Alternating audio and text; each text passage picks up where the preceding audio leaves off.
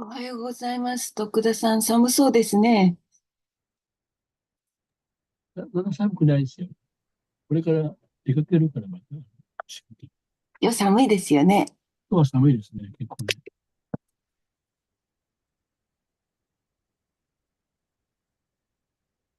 やっぱりそっちの方が寒いですかね、東京より。2、3度低いかな、多分。ああ、そっうん、か。私も江戸川区に随分長く住んでたからわかるんだけど、うん、こうしたらやっぱりね、かなり2度から3度気をつか違いまればすかね。うん。違いますね。でもね、うちの方も、船堀のお寺とね、うん。私が住んでるとこ、ちうん。ょっとね、1、2度違うんですよ、夏場。ちょっとあ船堀が涼しい。あ、どうしてもね、都心に近くなると、あうん。れだから、コンクリートというかアスああ、ファルトが多いから、うん、うん。なかなか、あれですね、夜でそうでもすね。うん。涼しくならないですね。ちょっとしか離れてないんですよ。うん。だけど、なんかね、あと、川も要求し、関係してるかもしれない。あ、そうですよね。早川。川の近くっていうかね。サッチャ先生はまたですね。まだですね。なんか、金曜日が一番寒いって言われてる。そうかもしれない。うん、最後に昨日、寒くなうん、って。今日は関東平野部でも雪とか言ってました。え、結構そうなん寒いかな。ですか？うん。そうなんだ。最後になって、寒さがぶり返してるじゃないけど。そうですよね。ね。いやー、だいぶ献身者の部屋らしくなりましたよ。見た感あ、じ。そうですか。うん。いっぱい非常に、なんか、色にあれが、そプリンターう。がね、あ入手をしましたとか、言ってもらったというか。うん。そうなんですね。うん。うん、で、あの、何人か、あ、Okay, there we go. ハレークリはい。シナ、ハレークリシナ Hare Krishna. みんな元気？はい、元気です。ー。元気です。日本は寒いねって、まだ寒いねって寒いね。話してた。うん。今日は寒いです、すごく。日本は。いやー、とても、ベリーコールド。ここはちょっと、もう2週間ぐらいはい、雨、雨でした。雨です。うん。それは良かったけど。うん。We need the water. う And ん。Mahaguna got back from India last night. 昨日帰ってきました。She's ちはーい。ょっとぼーっとしているみたい。ちょっとぼーっとしてますけど、よろしくお願いします。時差はどうなんですか、インドと。知らない。日本よりもっとある。多分眠いとこだと思うよ。眠くなってきたから。お願い Okay. します。はい。Chapter how many? 30? I'll just chant. No. Huh? What's today? Today's verse. Today is uh, it's 10、32。32. 何番でした？15、10、16？ うん、15と16です。Okay. Jaya Radha Madhava Kunja Bihari Jaya Radha Madhava Kunja Vihari. Jaya Radha Madhava Kunja Bihari Jaya Radha Madhava Kunja Vihari. Gopi Jana Vallabha Girivanadari Gopi Jana Bandhava Girivaradari. Gopi Jana Vallabha Girivanadari Gopi Jana Bandhava Girivaradari. Yasodanandana Vraja Jana Rajana Yasodanandana Vrajajana Randana. Yasodanandana Vraja Jana Rajana Yasodanandana Brajachanaranjana Yamunatira Vanachari Yamunatira Vanachari Yamunatira Vanachari Yamunatira Vanachari Jaya Radha Madhava Kunja Bihari Jaya Radha Madhava Kunja Bihari Gopi Jana Vallabha Girivanadari Gopi Chandamara Girivaradari Yasodanandana Braja Jana Rajana Yasudanandana Vachachanaranjana Yamunatira Vanachari Yamunatira Vanachari Radhamadhava Kunjabihari Jaya Radha Madhava Kunja Bihari Nitai Gaur Premananda Hari Hari Bol. Okay, so we're on chapter 10. Let me bring it up here. We're on Canto 10, chapter 32, verse 15. 今日、シリマッド・バガバタム第10巻32章15節。 And we're going to do 15 and 16. 15、16とやりますね。 Okay. Om Namo Bhagavate Vasudevaya. Om Namo Bhagavate Vasudevaya. Om Namo Bhagavate Vasudevaya. Om Namo Bhagavate Vasudevaya. Om Namo Bhagavate Vasudevaya. Om Namo Bhagavate Vasudevaya. Sabha Jayitvatam Anangadipanam Savaji Yaitavatam Anangadipanam. Sahasalikeshana Vibrama Bhuva Sahasari Kushena Vibrama Purva. Samsparshane Nanka Pritangri Hastayo Samsparshana Kapritangayo. Samstutya Ikshat Kupita Baba Shire Samstutya Isha Kupita Bhavasre.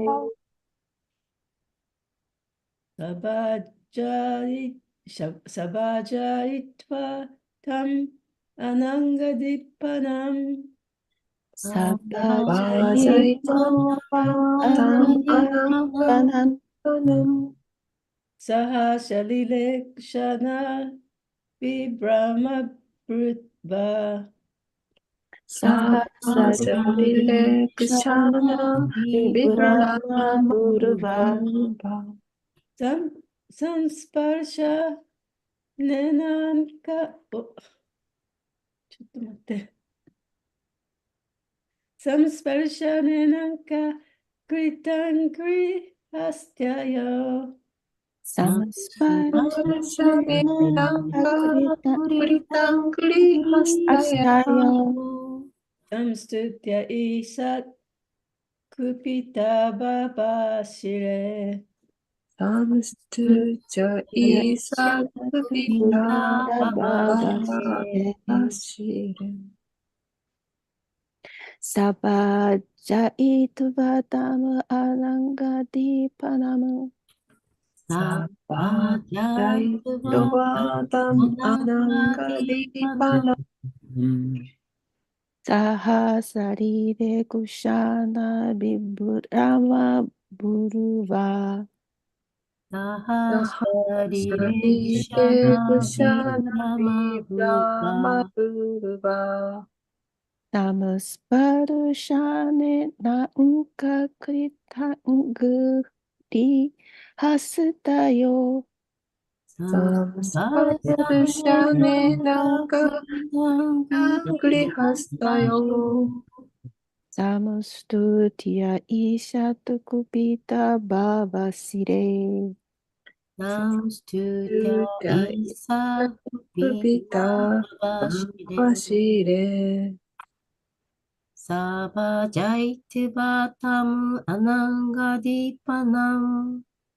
ササバジバジャイャイトトババタムタムアアナナンンガデガディパィナムパナム。タハサリレクシャナビプランブワ。サハサアシャリネクシサャナナビブブララマブマブルバルバ。サムスパーシャネナンカクリタングリハスタヨ。サムスアンパルシパルシャャネナネナンンカカクグリリタタングリハクリスタアスタヨ。ヨサムストゥダイシャクピタババシレ。ササムスタムストゥジヤャイシャイシャククピピタタババシババシレレ。サバジャイトバタムアナンガディパナムサバジャイドバタムアナンガディパナム。チャハサリケクシャナビブラマブルバサハサリレブシャナビブラマブルバ。タンスパルシャネナンカクリタングリハスタヨサムスパルシャネナンカクリタングリハスタヨ。タムストゥジャイシャクピタババシレサムストゥティアイシャトクピタババシレ。Well done, you all. よくできました。難しかったね、3行目特に。Subhajayitva, スバージャイトは honoring, 尊敬している。 tam, タン、 him, シオ、 ananga, アナンガ、 of lusty desires, 性的欲望の dipanam, ディーパナム、 the inciter, 刺激を sahasa, ザハーサ、 smiling, 微笑んでいる。 lila, リーラ、 playful, 遊んでいる。ごめんなさい。冗談の。 ikshana, イークシャナ、 with glances, 一別で。 vibrama, ビブラマ、 sporting, 遊んでいる。 bruva, ブルバー、 with their eyebrows, 彼女たちの眉毛と。 some sparshanena, サムスパルシャネーナ、 with touching, 触れて。 anka, アンカ、 upon their laps, 膝の上に。 krita, クリタ、 placed, 置いた。 angry, アングリ、 of his feet, 主の足の。 rastayo, ハスタよ。 with hands, そして手。 samstutya, サムストゥーティア、 offering praise, 称賛を捧げて。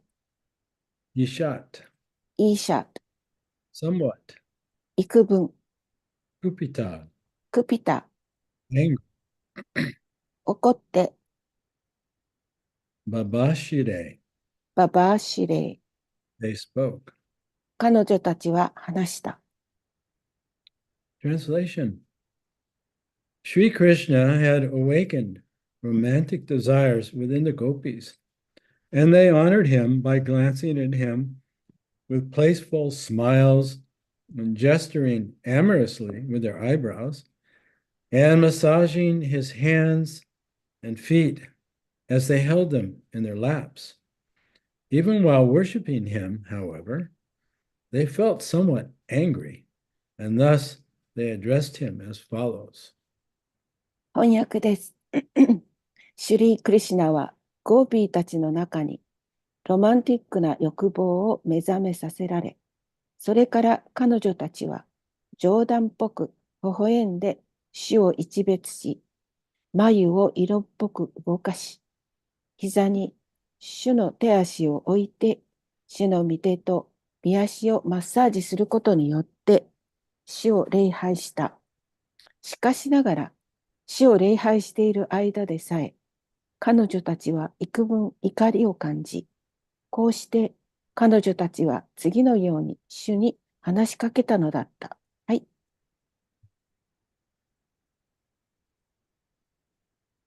Text 16. The gopis said, "Some people reciprocate the affection only of those who are affectionate toward them, while others show affection even to those who are indifferent or inimical. And yet others will not show affection toward anyone. Dear Krishna, please properly explain this matter to us." 16節。ゴーピーたちは言った。ある人は自分たちに愛情深い人たちにのみ愛情を交換しますが、無関心である人、あるいは敬意を持っている人たちにさえ愛情を示す人がいます。そして、誰にも愛情を示さない人たちも他にいます。愛しのクリシュナよ、このことについて私たちに正しく説明してください。はい。Purport. By this apparently polite question, the gopis wanted to expose Lord Krishna's failure to properly reciprocate their love. 解説です。明らかに、この正しい質問によって、ゴーピーたちは自分たちの愛の交換をクリシュナが適切にできなかったことを暴露したいのです。They were very disturbed when Sri Krishna left them in the forest, and they wanted to know why he caused them to suffer these loving affairs, in these loving affairs. シュリー・クリシュナがゴーピーたちを森の中に置き去りになさったとき、主がなぜこのような常時において彼女たちを苦しめられたのか知りたいと思っています。End of the purport. 解説終わります。Magana Timirindasya Gananjana Salakaya Chaksun Militam Yena Tasman Shri Gurave Namaha Nama Om Vishnu Padaya Krishna Prastaya Bhutale Shri Makti Bhakti Vedanta Swami Namane Namaste Saraswati Devi Gauravani Pacharne Nirvishesha Sunyavari Paschatya Deshatarne Jai Shri Krishna Chaitanya Prabhu Nityananda Shri Advaita Gadadhar Shivasari Gaur Bhaktivinoda Hare Krishna Krishna Krishna Hare Hare Hare Rama Rama Rama Hare Hare Vanchakalpa Tarubhyascha Kripa Sindhu Bevacha Patitanam Pavanebhyo Vaishnavebhyo Namo Namaha. May all living beings be happy. すべての生命体が幸せでありますように。 May all living beings be free of suffering. すべての生命体が苦しみから逃れられますように。 And may all living beings awaken and discover their true self and their relationship with the source of life, Lord Sri Krishna. すべての生命体が目覚め、彼らの命の源であるシュリー・クリシュナのとの関係、永遠の関係の中での本来の自分を見つけることができますように。So verse 15 is actually being spoken by Sukadeva Goswami. 第15節のところはスカデブ・ゴスワミが話しているところですね。So up to this point, the gopis, they'd they were so disturbed. で、ここまでは、そのゴーピーたちは非常に心が乱されていた。Right, that they felt they had been completely mad, で、非常にもう気違いのようになっていた。and they were offering their songs, their madness, their songs to Krishna. その気が触れたような状態の中で、クリシュナに歌を捧げていました。Yeah, and recalling his pastimes and their relationships. で、さまざまなその娯楽の活動のことや、彼女たちとのその関係のことについてのことを歌ってたんですね。Yeah, and they were expressing the pain of separation they were experiencing. そして、そのクリシュナと離れてしまったというその痛みを歌っていました。Yeah, and at the point where it looked like the gopis, couldn't bear the separation anymore, that they were just about to go completely nuts. で、もうこの時点でもってゴーピーたちはクリシュナから完全にクリシュナとのその別離の感情というのにもそこの頂点に達してしまって、これ以上その感情が強くなったらもう気が触れてしまうというところまで来ていました。Right? At that climax point, もう本当にクライマックスまで来てたんですね。Krishna appears. そこでクリシュナが出てきたわけです。And then immediately all the gopis began to feel some relief. そしてもうそこでゴーピーたちはちょっと安心したんですね。It's like a person that had died and was being brought back to life. あたかも死んだ人が生き返ったように。And and then Krishna was approached by the main 8 gopis. そしてここで8人の主の主だったゴーピーたちがクリシュナに近づいていきました。Being led by Radharani. でもちろんそのヒットはラダラニです。Right, and then Lalita and ラ Vishaka, リタ・ビシャカ、 Saibya サ and イビア、 Chandravali. チャンドラバーリ、 I can't remember the others. あとは覚えてませんけど。Yeah. And so now they're touching, as it's being described by Sukadeva Goswami, they're glancing, they're actually in a jovial mood. ジョビオ Yeah. What's jovial? Well, they're happy, they're excited. Like a joyful? Yeah, joyful. で、ここでもってやっぱりゴーピーたちはクリシュナが来てくれたんで、非常に楽しげにね、そういうムードでクリシュナのことを見ています。Yeah, and they're flirting with each other, they're glancing at each other, they're touching each other. で、お互いにこう、色目を使ったり、お互いの手足を触ったりしてますね。Right, fully absorbed in the moment. そうやって一瞬一瞬を楽しんでいます。But still, there's some blockage there. でもそれでもちょっと心の中にわだかまりがあったんですね。Yeah, there's some unresolved feelings are there. まだそのはっきりしないもやもやとしたものがあった。That's actually, an interruption to their relationships, to their loving で、 relationships. それがあったために彼らのその恋愛感情の中にがまだまだちょっとこうはっきりしてなかったんですね。And so, in spite of their feeling, joy and happiness to see Krishna, で、ここでクリシュナに会って非常に嬉しく楽しく過ごしてはいるんだけれども、 verse 15 it tells us that actually deep down inside they're still feeling angry. で、その15節の中では、その心の奥底ではまだ怒りが残っていました。Right? They're angry at Krishna because he just suddenly abandoned them. というのは、その彼女たちが怒っているのは、クリシュナが突然自分たちの前から消えてしまったからです。Right? Which creates a lot of uncertainty in their mind.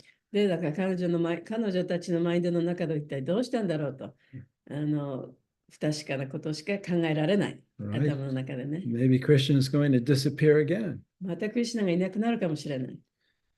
So in verse 16, the gopis subtly express their uncertainty and their anger.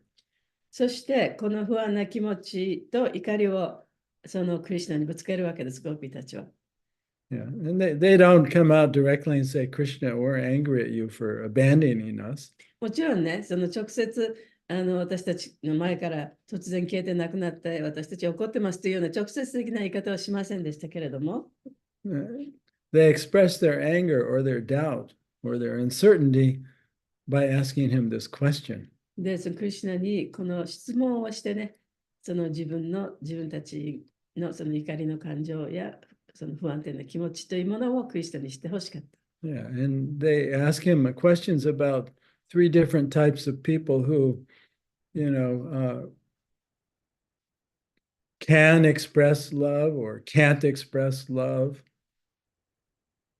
で、彼女たちはその3つの質問をしたんですけれども、その愛情がある人、愛情をちゃんと表すことができる人、あるいは愛情を表すことができない人、一体どういうものなのかということを説明してほしいと言ったわけですね。In other words, they're asking Krishna, which category do you fall into? でも言い換えれば、クリシュナにあなたは一体どの種類に属す人なんですかということを言ってたわけですね。Yeah. Some people, they can reciprocate love, で、ちゃんと愛に応えてくれる人もいる。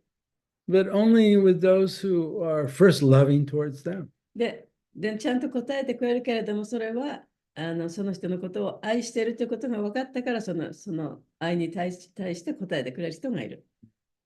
But there are others who can express affection towards people that are indifferent towards them or even inimical towards them. で、たとえ自分にその敵対心を持っていたり、自分を無視したりしている人がいたとしても、その人を愛することができる。そういう人たちを愛することができる人もいる。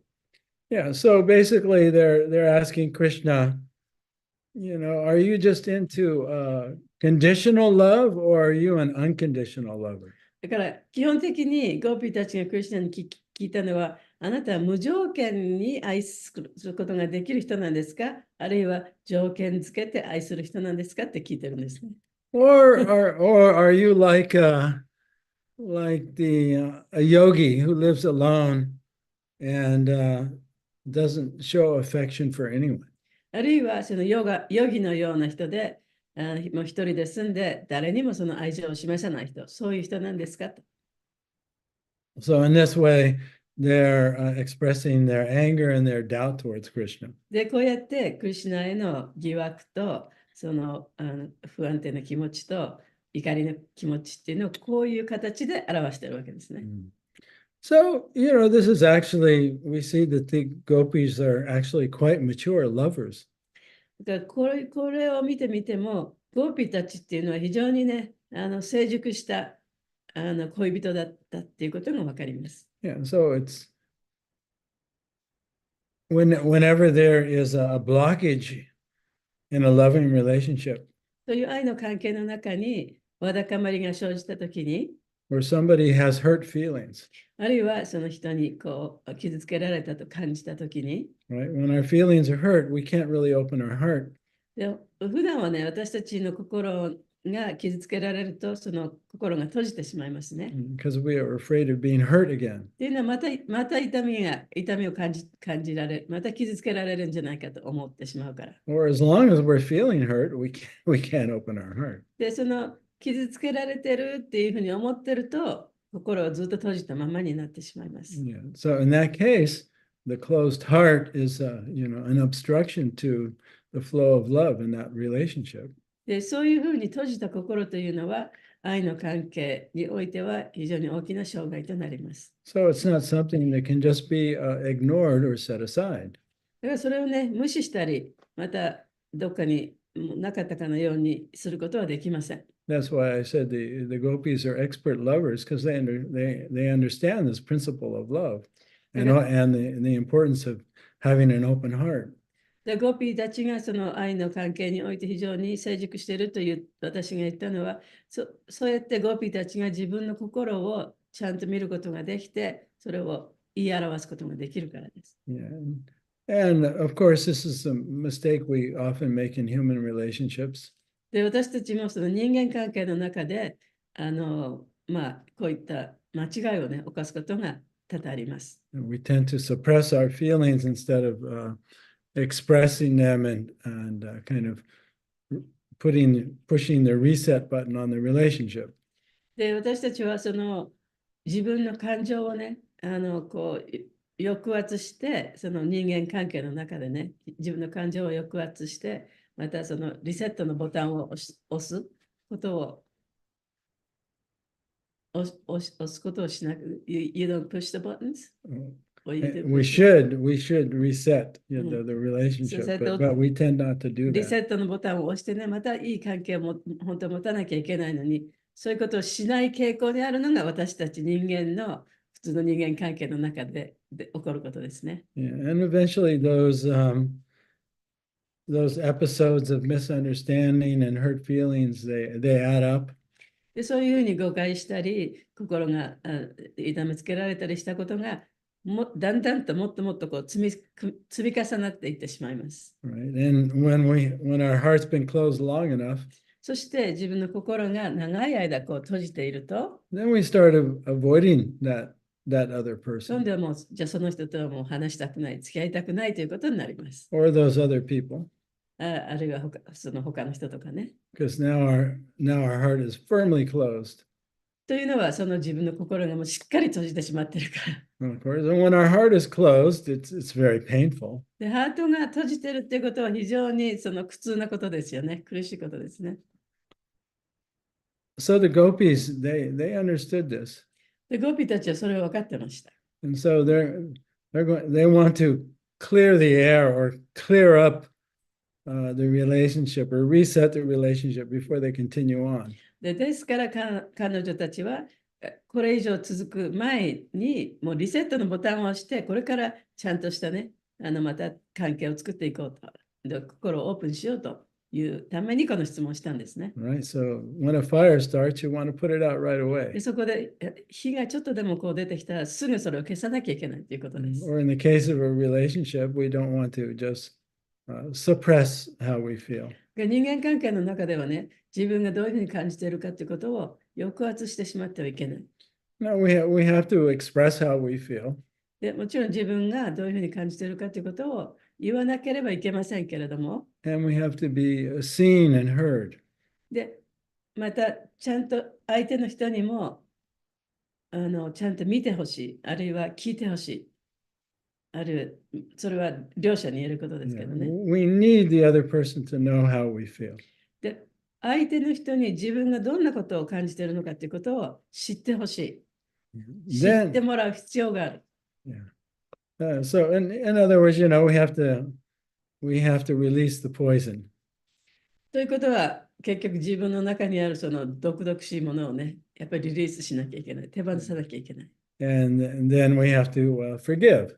で、そうやってお互いに許し合わなければいけない。And then the healing can occur. そうすると、ヒーリングが始まります。But otherwise, the poison just stays there and festers. そうでなければ、その毒はそのままそこに残ってて、もっともっと大きなものになっていってしまう。So Krishna, he's so intelligent. で、クリシュナはとてもその知性のあるお方ですから、He knows right away what the gopis are pointing to. ですぐにそのゴピーが言わんとしていることが分かったんですね。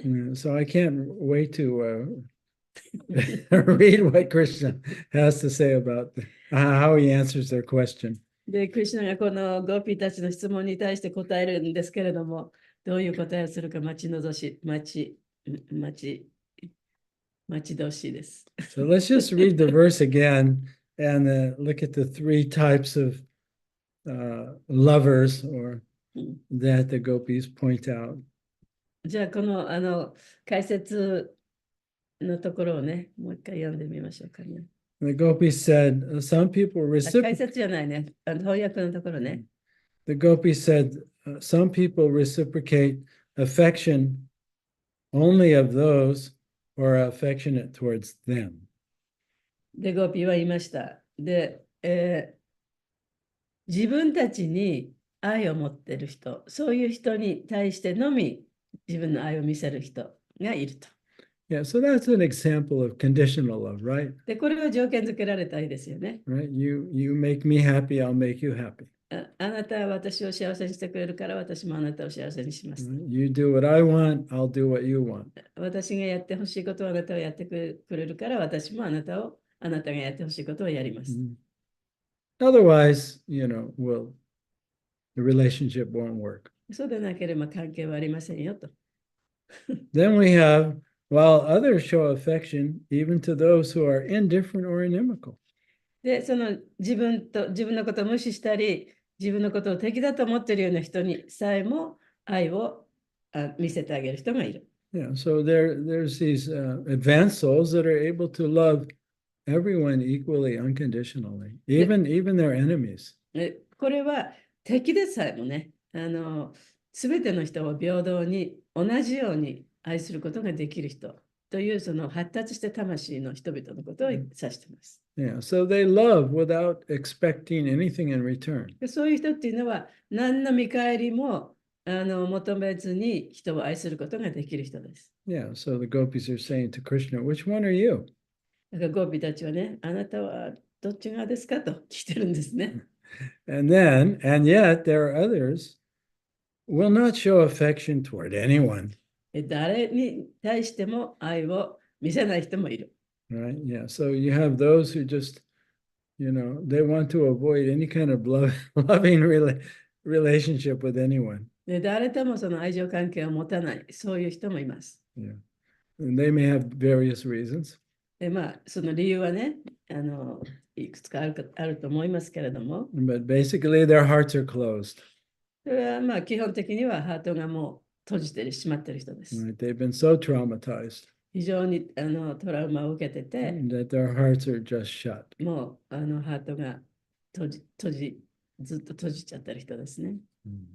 So the gopis want to know, which category do you fall into, で、ゴ Krishna? ーピーたちは、じゃああなたは一体この3つの3つの種類のどの人に当てはまるんですかっていうことを聞きたかったわけですね。So that means they're still a little angry and they're still uncertain about Krishna's love. ということは、まだ彼女たちはそのクリシュナの愛について、まだ不安定な気持ちもあったし、まだ怒りの気持ちもあったということです。And they want to know, Krishna, if you really love us, then how could you have abandoned us like this? で、彼女たちは本当に言いたいのはね、本当に私たちを愛しているなら、なんで私たちの前から立ち去ってしまったのっていうことを本当は聞きたかったんですよね。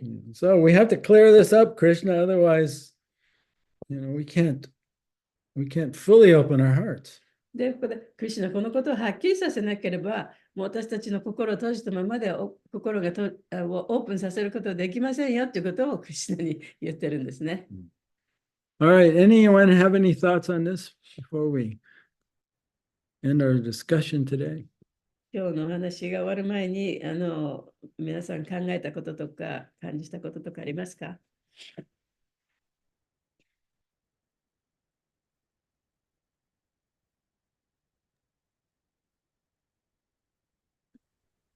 感じたことは、心が閉じたのを開くのはすごく難しいですね。やっぱりサッチャ先生おっしゃったように、トラウマになっちゃうとまた自分が傷つくんじゃないかと思うと、ちょっと警戒してしまう。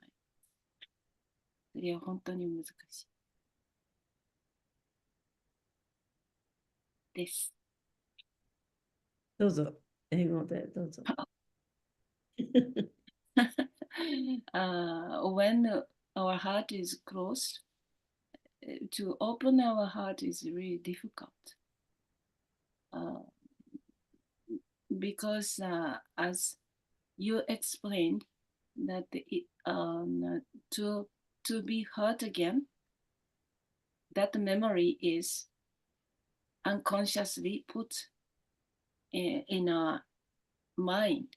So it's really difficult to avoid having again to be to have pain or to be hurted. So I agree that it is really difficult, but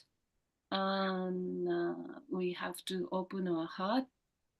And as gopis, if I can spoke to them, then ちょっと良くなるね。です。Yeah, it is. So you can see the first thing the gopis do is they're not pretending about how they feel. で、ここで分かるように、ゴピーたちがしたことっていうのは、全部、もうこれで全部すべて治った、OK、OK って言ってるんじゃなくて、そんなふりをしてるんじゃなくて、自分の心をクリシュナに正直に告白してるということですね。They're able to observe the condition of their own heart. というのは、彼女たちは自分の心の中にまだ怒りがあったとか、不安があったとかっていうことをちゃんと知ってたわけですよね。それに気づいてたわけですね。And so they're able to discover, actually, there's some anger there. で、自分は怒りを感じてるなとかね。And there's some uncertainty there. で、その不安な気持ちもあるなとか。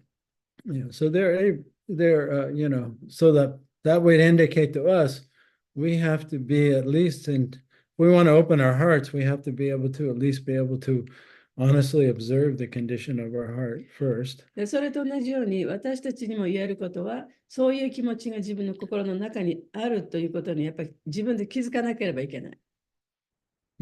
それがまず一番大事なことですね。And then we need to express it. そしてそれを表現する、言う必要がある。And have that be understood.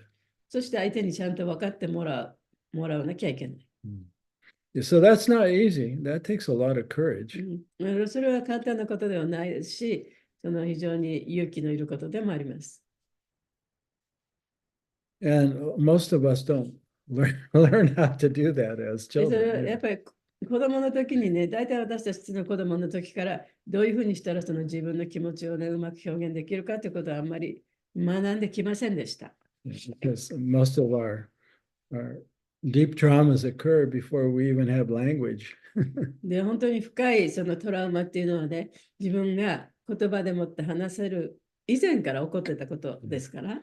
Yeah, that's the human condition and the human challenge. ね、それが人間としての、条件付けられ方であり、そして人間のチャレンジでもありますね。But I'm just personally, I'm appreciating from a human point of view how mature the gopis are.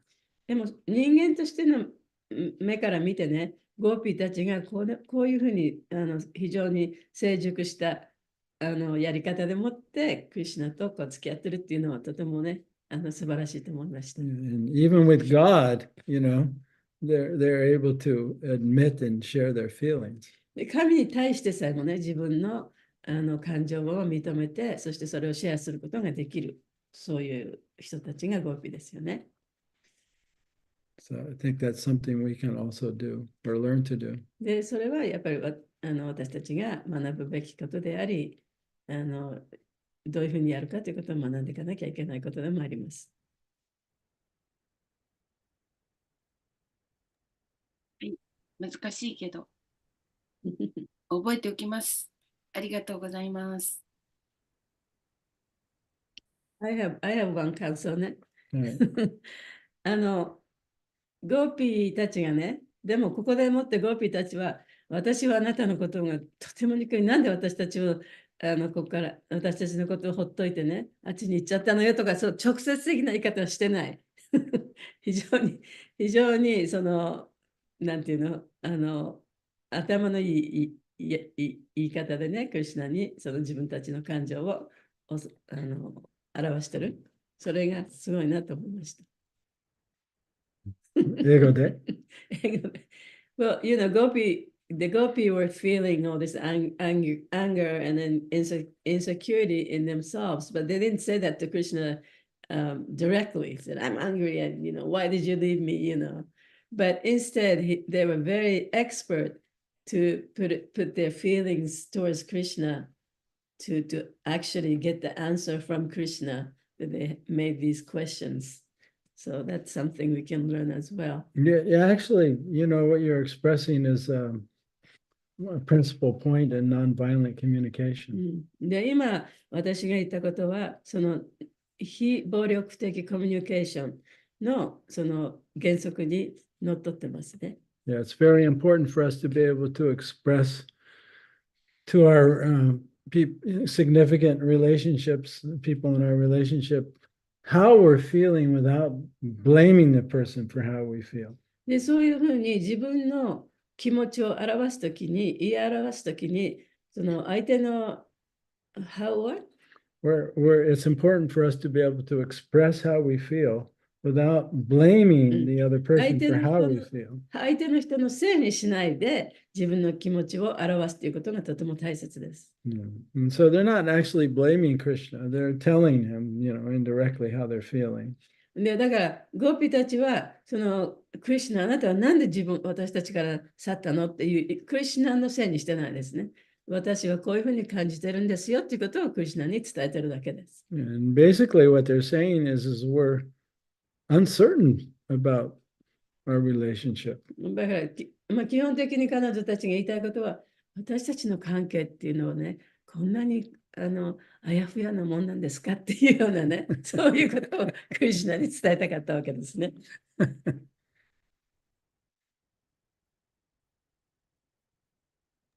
りがとうございます。私もマハグナが言ったように、ゴピたちみたいに、なんか、直接、ね、あなたのせいよじゃなくて、なんかそういう理論で聞けるようになっていければいいかなと思いますけど、やっぱり難しい。Unknown caller. Yeah, the gopis are more Japanese than they are American in this respect. そういう意味ではね、ゴッピたちは日本人に近いんじゃないかって、アメリカ人は直接言いますからね。はい、そうですか。でも、やっぱ、そうですね、直接言える人と言えない人がいるんですよ。そこがやっぱりまだ条件付けられてますので。でもよかったです。ありがとうございます。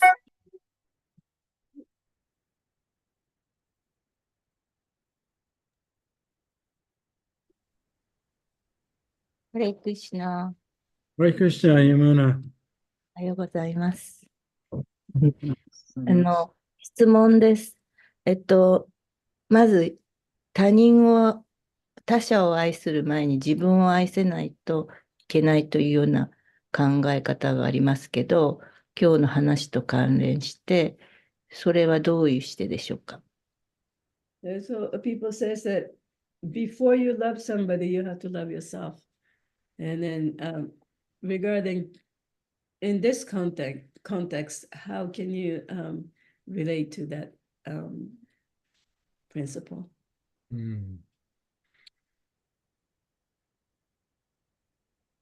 Yeah, that's why, ultimately, people are not responsible for how we feel. We're responsible for the feelings we have. 最終的にはね、その自分が持っている感情というのは自分に責任があるわけで、相手のせいではないですよね。Yeah, so we have the relative perspective and the absolute perspective. 相対的な見方と絶対的な見方というのがあります。Yeah, so because we don't really know ourselves, 私たちはね、本当に自分を完全に知っているわけではないので、and because of the traumas that we experienced when we were young, でそれは本当に小さい時に私たちが体験したトラウマによるものです。we believe that we're unlovable. そしてそこでもって自分は愛されるべき人ではないっていうふうに感じてるんです。そういうふうに信じてるんですね。I'm not good enough, I'm not worthy. 私はそんな価値がないとかね、そういう人じゃないとかっていうふうに感じてます。Because that's how we interpreted what happened, when our needs weren't, or when, our parents didn't meet our needs or our parents abandoned us. っていうのはその小さい時にね、親から自分が必要なものを受け取っていなかったから、あるいは親から無視されたりしていた、そういう体験がずっと積み重なっていたから。Yeah, so we have this human ego that believes that it's not worthy of love. そこで人間のエゴが私たちはその愛される価値がない人だなっていうふうに思ってしまったんですね。So, but when we begin to discover our absolute self, しかし、その絶対的な自分というもの、absolute themselves, our real self, our absolute self, 私たちの本当の自分というものをその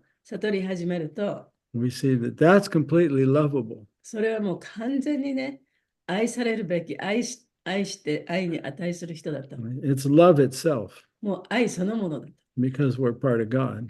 というのは私たちは神の一部分なんだね。ということがわかるんですね。Then we love that human ego that believes that it's unlovable. そうすると、その人間のエゴで自分は愛される価値がないというふうに思ってるその部分でさえも愛すことができる。Otherwise, that human ego is always looking outside itself for validation. そうでなければ人間のエゴというのは自分の外側にその自分は大丈夫だよっていうのを言ってくれる人、言ってくれるものを求めてしまう。But because it believes it's unlovable, っていうのは自分がね、自分は愛される価値がない人だっていうふうにそういうふうに信じてるから、no matter how much outside validation it gets, it どんなに doesn't, it's still insecure. 外側からのその確証があったとしても、それはその願望というのは満たされないですね。So when we discover who we really are だから本当の自分というのが誰かということが分かると、 and how much we're loved by Krishna or by God, そして神によって、クリシュナによってどんなに愛されているのかということが分かると、 and then we love ourselves, そしたら自分を愛することができる。 and then we can actually love others そうすると他の人も愛することができる。 because we're not needing anything from them. というのは相手から何ももらう必要がないから。 We're also seeing, just like we realize our true self, we see their true self. で、本当の自分というものを悟るのと同じように相手のその本質というものも分かるからですね。 So that's what it means to love yourself. だから自分を愛するということはそういうことです。 And then when you actually love yourself, then you can love others. で、そうやって自分を愛することができると他の人も愛することができる。 And that's true on the spiritual platform as well. で、精神的な段階においても同じことです。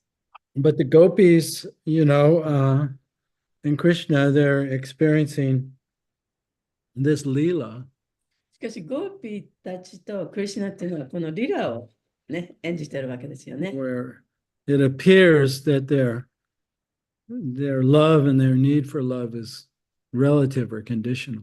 で、あたかもその彼らの愛っていう中で、その条件付けられた中でこういうことが行われているような感じがするかもしれません。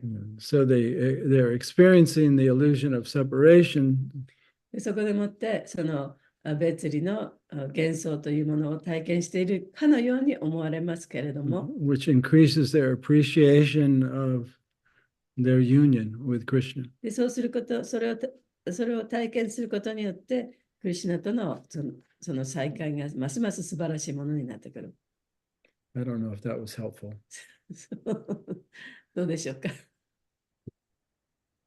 はい、ありがとう。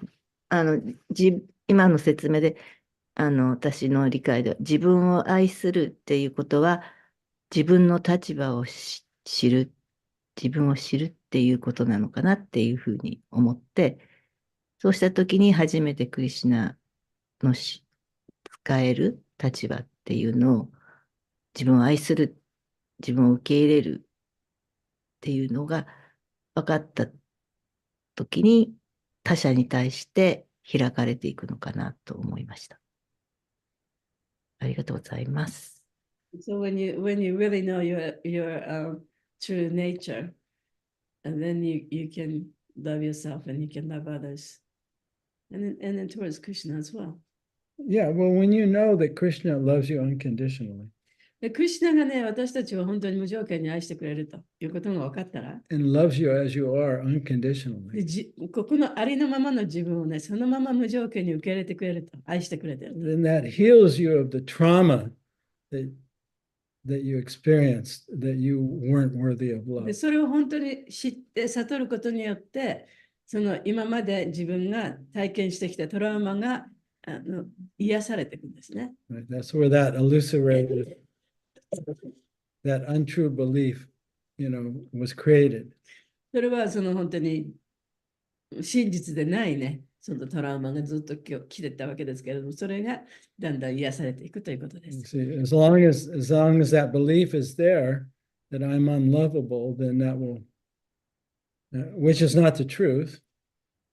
自分は愛される価値がないというふうに信じていれば、ずっと信じていれば、そのトラウマは続いていきますけれども、それは本当のことではないですよね。Yeah. But as long as that we believe that's true, でもそれが本当だというふうに信じている限り、right, it's like a software program ソフトウェアのプログラムのように、that causes us to look outside ourselves for validation. でその自分は大丈夫だよという確証を得るために、外側に目が向いてしまいます。Right? And it's insatiable. もうそれを止めることができない。So that belief has to be, we have to see through that belief and see that's not true, で、私たちは、what belief? that I'm not lovable. で、その私は愛される価値がないという目を通していろんなものを見るから、その相手のことも許されなくなり、自分も許すことができなくなる。We don't consciously think で that, そうやって意図的に意識してそういうことを毎日やってるわけではないですけれ but ども、subconsciously, like a program, that belief is running our life. で無意識化でもってね、そういう自分はダメだという、そういう無意識の意識の中でいろんなことがこう起こってるわけですね。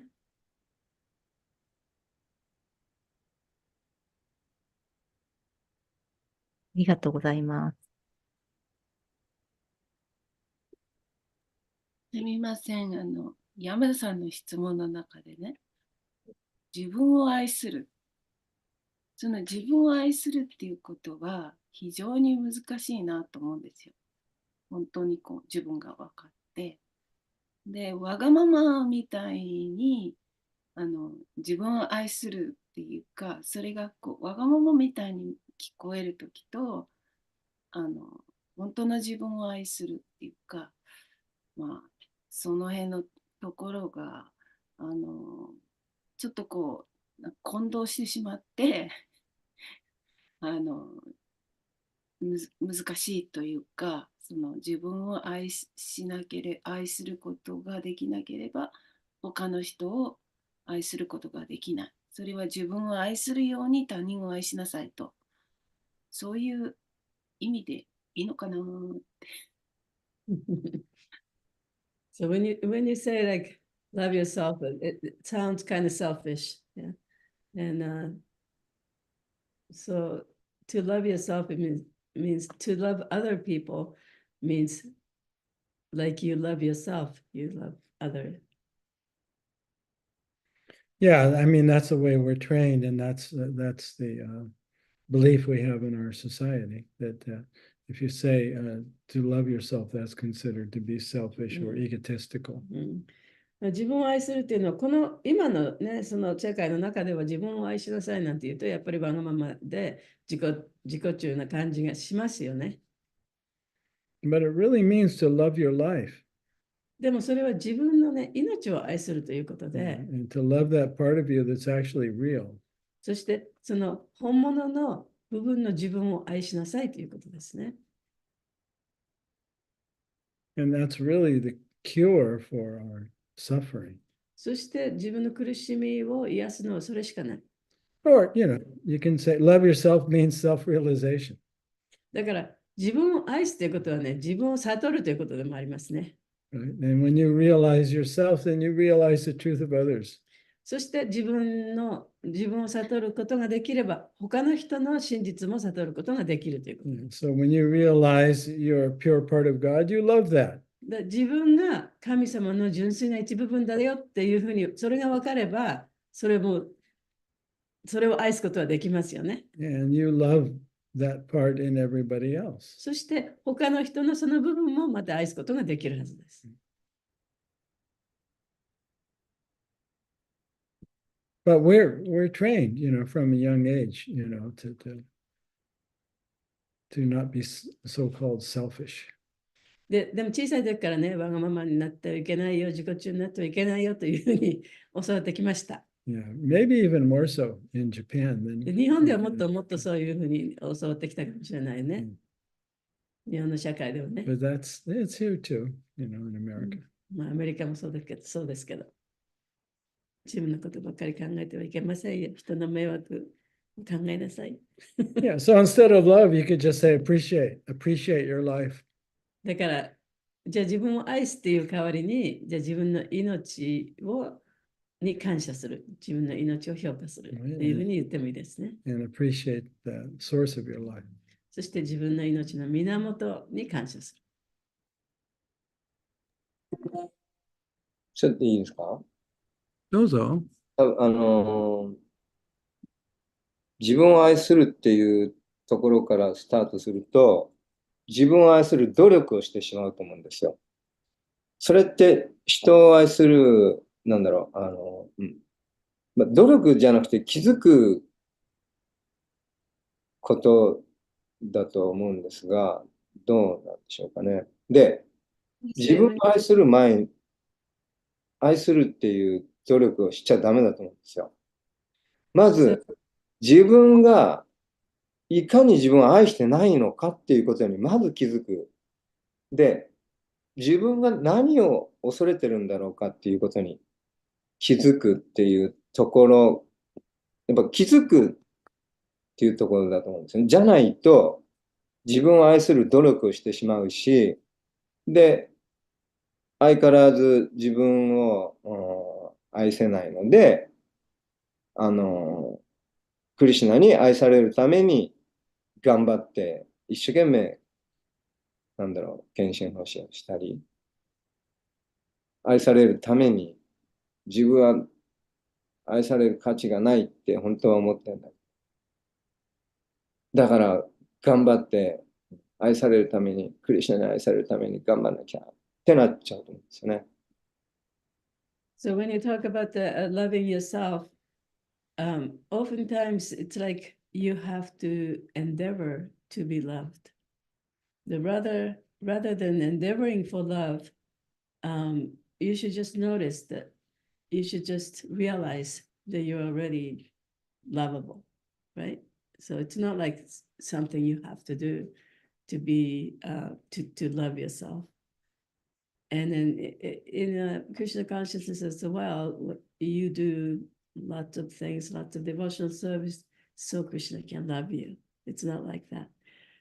But rather, because Krishna loves you already, even though you do it or not do it, And then from that appreciation, you do service. But otherwise, you endeavor too much to love yourself. Yeah, exactly. It's like conditional love is that you have to do something in order to be worthy of love. だからその条件付けられた愛っていうのは自分が愛される人間になるために頑張っちゃう。それが条件付けられた愛ですよね。でも、もうマルさんに言ったことはもうまさにそのままで、私たちはすでにその愛される価値がある魂なわけだから、頑張ってやる必要ない。And we're trained like that. でも、そういうふうに小さい時から教わってきてます。はい愛される人になりなさい。こういう人のためにやることをやりなさいとかね、そういう教えをずっと小さい時から受けてるわけですよね。We get praise when we do what others want. で、他の人から見て、いいことやったねって褒めてもらうためにいろんなことをやると。And we get criticized if we do what other people don't. で、他の人が嫌なことを迷惑かけるようなことをやったら、それにやっぱり怒られたり、批判されたりする。And we do that, as a way to motivate devotees too. で、そういうトレーニングをずっとトレーニングというか教えをね、ずっと受けてきた中でのクリシュナ意識の敬愛奉仕をやるときに、その感覚がまだ残ってるわけですよね。だから他の人に褒めてもらいたいからこれをやるとかね。Yeah, so we have this concept that love is about doing something. だから愛っていうのはやっぱり何かをすることだというふうに思ってしまってる。But like Madhu said, love is not about doing anything, it's about what we already are. で、マドさんが言ったみたいにね、愛っていうのはその何かをするとか努力するとかということではないと、もうそれ私たちもこのままの自分でいいんだ。Yeah, so we always go back to the verse, the Lord Chaitanya has taught us. ね、だから、チェイタニア神が私たちに教えてくださったその説にも行きますと、Nitya Seta Krishna Prema, Sadhya Kabunai, Shravanade Sudachite Karya Udai, that love for God, love for each other, that's our nature. It's what we already are. で神への愛、そしてお互いへの愛っていうのは、もうすでにそこにあるものなんだと。Eternally. 永遠にあるもの。And so Sadhya Kabunai, there's nothing you need to do to get that love because you already have で、 it. その愛を得るためにやらなきゃいけないことは何もない。Yeah. もうあなたはすでにその愛そのものなんだから。Shravanade. Shravan? Nitya Siddha Krishna Sadhya Kabunai. Shravanade Sudachite Karya Udai. So he says that by hearing and chanting that love is uncovered. で、そして聞いたり話したり、クリシュナのことを聞いたり話したりすることによって、その愛がまたこう、なんていうの出てくるんじゃなくて、もうそれが、覆いがなくなるということですね。So that appears to indicate some doing, right? で、そのことを聞くと、やっぱり何かしてこの覆いを取らなきゃいけないんじゃないかというふうに思ってしまうね。But it's more like, we have a relationship with Krishna, right? 私たちはもうすでにクリシュナとの関係があります。Eternally. 永遠にあります。But we've forgotten it. でもそれを忘れてしまった。He hasn't forgotten it. クリシュナはそれを忘れてないです。But we've でも forgotten it. 私たちはそれを忘れてしまった。 So in that respect, we have to make an effort to rekindle that relationship, right? だからその点からすれば、その関係をまた立て直すために、立て直さなきゃいけないですね。It's like two people love each other, but they went on different paths.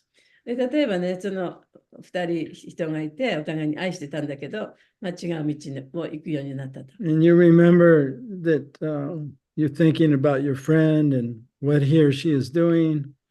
で、私の友達はね、こうだったな、ああだったなっていろんなことを思い出す。で、今一体何してるんだろうかっていうふうに考えてる。And in your heart, you love them. でも心の中ではね、まだまだその人のことは好きだと。But you haven't seen her talk for 10 years. でも10年間も音信不通になってる。So you have to take time to write a letter or send an email. そしたら、時間をとってやっぱり E メールを出すか、手紙を出すか、そういう行為もしなきゃいけない。Right? And then as soon as you contact each other, でそうやってお互いにコンタクトを取れば、it's like you never left a relationship. もうずっと前からの友達の付き合いがずっと今も続いているような感じがしますよね。Yeah. So Krishna loves us unconditionally, and we are unconditionally lovable.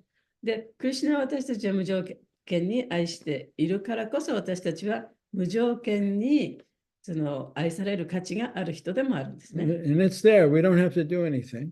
でもそれはすでにもうそこにあるものですから、それを得るために何をする必要もない。We just have to be and feel it. ただそこに自分をちゃんと置いて、それを感じればいいんです。To go silent within. で、もう静かに自分の心の中に入っていけば、それを感じることができるはずなんです。In that silent space, その静寂のスペースの中で、we'll begin to sense our real self. で、その中において、その本来の自分というものを感じることができます。And our connection with the source or God that's always been there. そして、その源との関係、あるいは神との関係っていうのも感じることができるはずです。もうそれはすでにそこにあるわけですから。Yeah, so it's not really a doing. だからいろいろやることではないね。It's a being. もうそこにあるそのままの状態でいいんですね。Just being. そこにいればいいんですね。That's what you were saying in the beginning, I think. ということをマドさんは言ってたんですよね。It's not something we need to do anything to deserve. だからその価値あるものを手に入れるために何かをしなければいけないということではない。We already deserve it. もう私たちはすでにそれをもう持ってるわけですから。Just the fact that we are. それに持ってる資格があるわけですから。もうそれ、私たちはその資格そのものなんですから。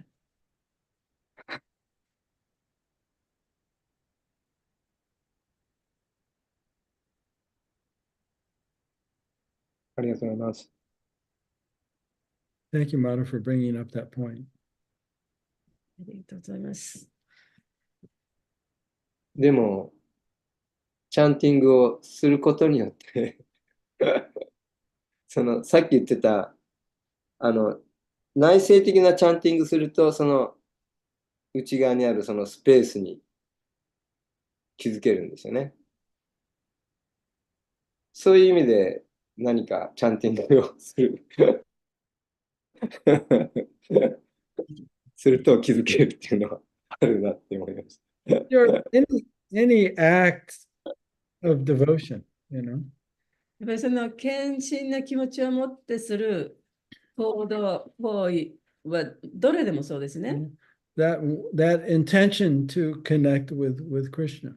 そのやるときにクリシュナとつながるというその意思を持ってやるっていうことが大切なんです Right? ね。 I want to be with you. I want to feel your presence. 私はあなたと共にいたいと、あなたの存在を感じたい。I'm just going to sit here in silence. で、私はここで静かに座りますと。Yeah, and just feel your presence. そしてあなたのその存在を感じます。Or I'm going to chant your name. あるいは私はあなたの名前を唱えます。Or I'm going to express to you in prayer how I feel. では私はそのどういうふうに感じるかをお祈りの言葉の中で表します。Yeah. Any conscious act of devotion will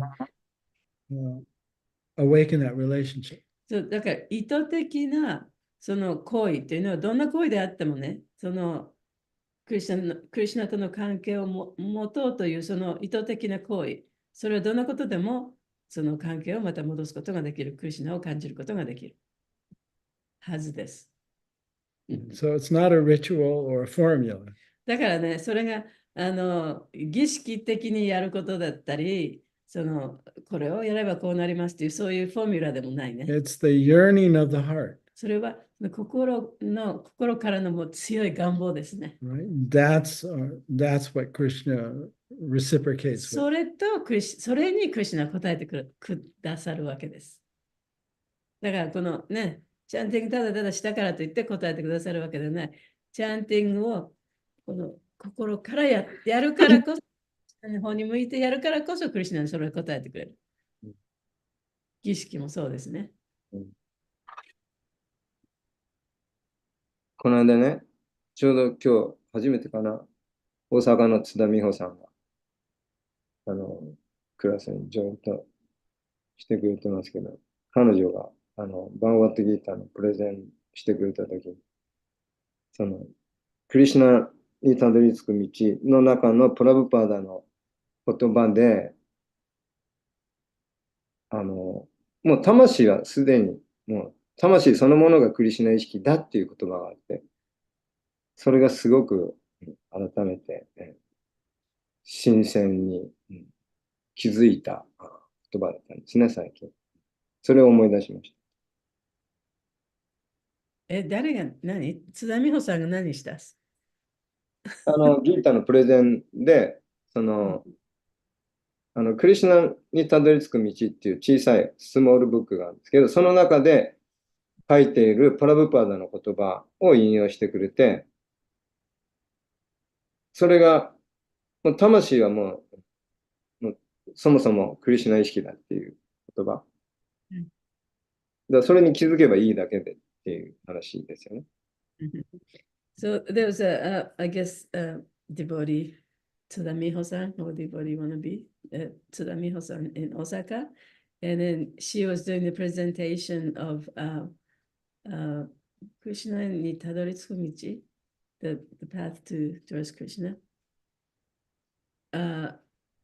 She was doing the presentation, and she said in that book, there was a word by Prabhupada that says, the soul itself is already Krishna consciousness. So that really touched his heart, I guess, when he heard that, Mm. Mm. Yeah, sometimes you hear me say there's nothing we need to do and there's nowhere we need to go in order to be what we already are. でも私たちすでに自分であるこの自分で、There's nothing we need to do. もうやることは何もない。There's nowhere we need to go 行くところもどこもない。in order to be what we already are. 私たち今の自分であるためにね、どこに行く必要もないし、何を手に入れることもないと。このままの自分でいいんだですね。Or as Christ said, the kingdom of God is already there within us. で、ジーザス・キリストが言ったみたいに、神の王国は自分の心の中にありますと。So that's where we have to look. それを探せばいいんですね。それを見ればいいんですね。Or we just that sincere yearning to be with God. That's our practice, really. で、その本当にね、真剣な望み、強い熱意で神と共にいたいというね、その気持ちが大切なんです。それが私たちの修練であるべきなんですね。痛い。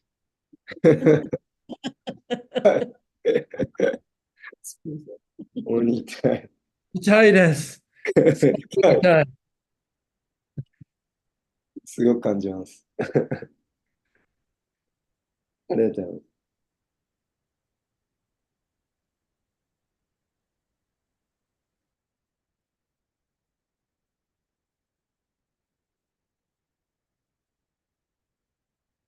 All right, so I guess we'll end it there. We'll be in Japan by the end of the month. 今月の末には日本にいます。興奮してる。興奮して楽しみにしています。楽しみです、こちらこそ。Okay, we'll see you next week. じゃあ来週も、どうありがとうございましありがとうございありがます。とうございます。よろしくお願いします。た。よろしくお願いします。ハリクリシナ。ハレクリシナハレクリシナ。ハレクリシナ、ありがとうございました。ハレクリシナ。ありがとうございました。ありがとうございます。